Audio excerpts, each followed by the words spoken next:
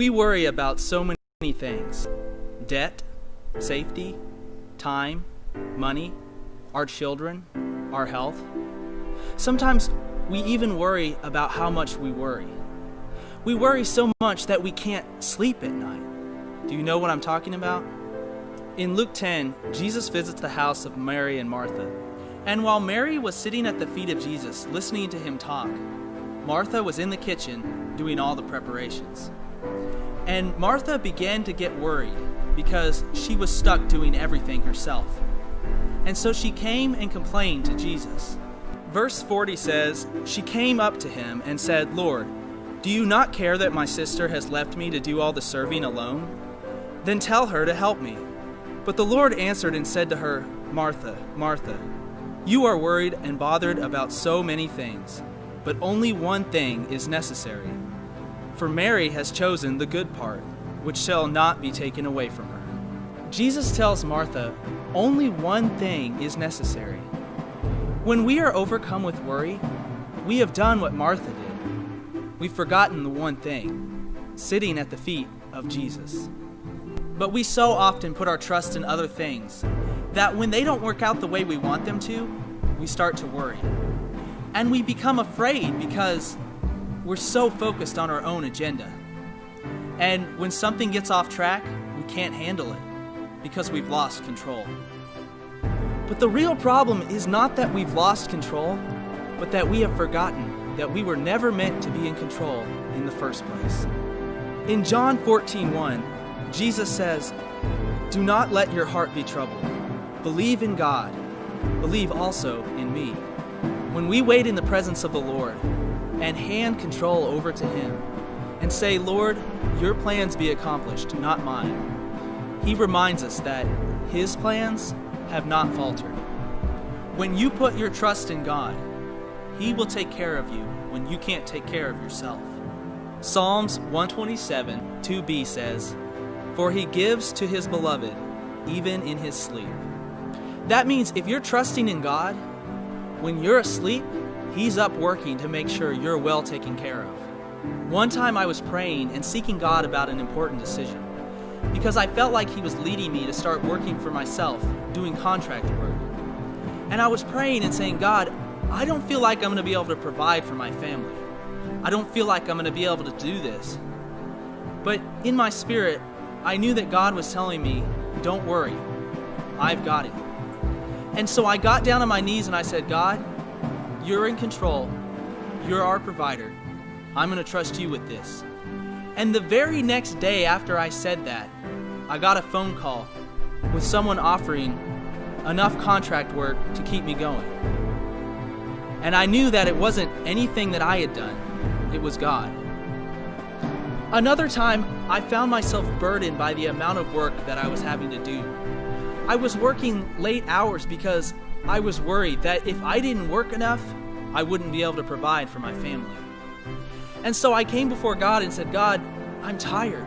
I'm working all the time. I don't know what to do." And God said to me, "Stop working. I've got it." And I said, "Stop working. I can't do that or else there won't be enough. I won't be able to provide." But God again said, "Stop working. I've got it." And so I took off work an hour early that day. And as soon as I took work off, I went outside and I checked the mail.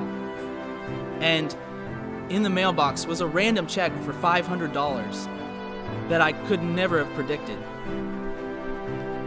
And I knew that it was God that was providing for us. I'm not telling you that God doesn't want you to work. I'm telling you He doesn't want you to worry. Jesus reminds us of the most important thing.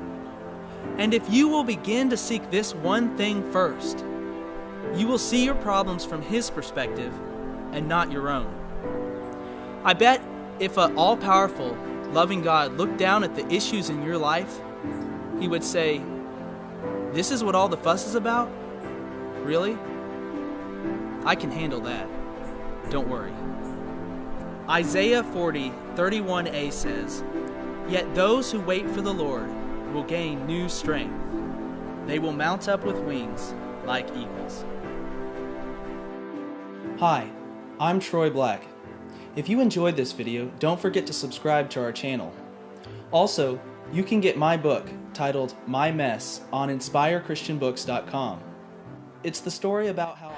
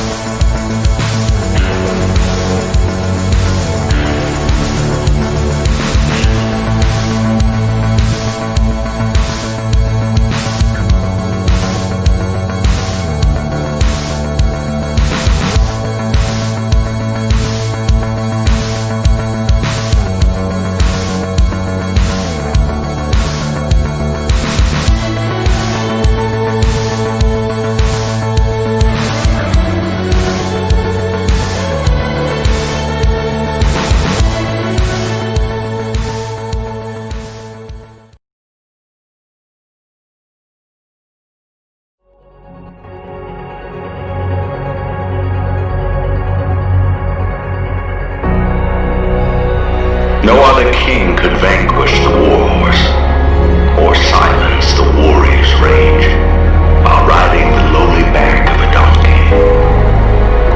No other king could break the dominion of darkness, the tyranny of evil, with a reign of grace and a kingdom of peace.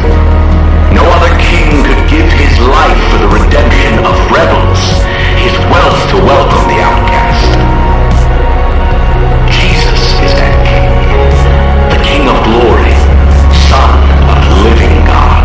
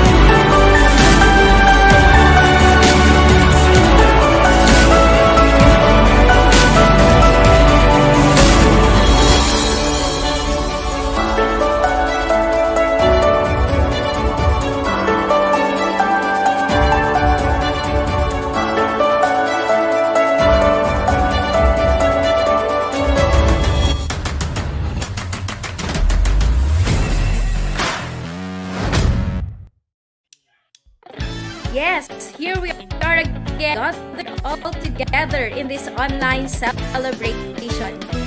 As we start, don't forget to comment down below your greetings and the place where you are watching from right now. Again, let's make it a habit that every time we arrive here at our live streaming, let's comment down below our greetings and the place where we are watching from.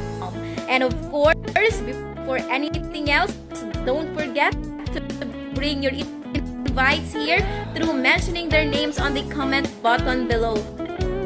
Or you may share our page to your Facebook wall and have watch party with your friends. Come on, let's allow ourselves to be a blessing to anyone.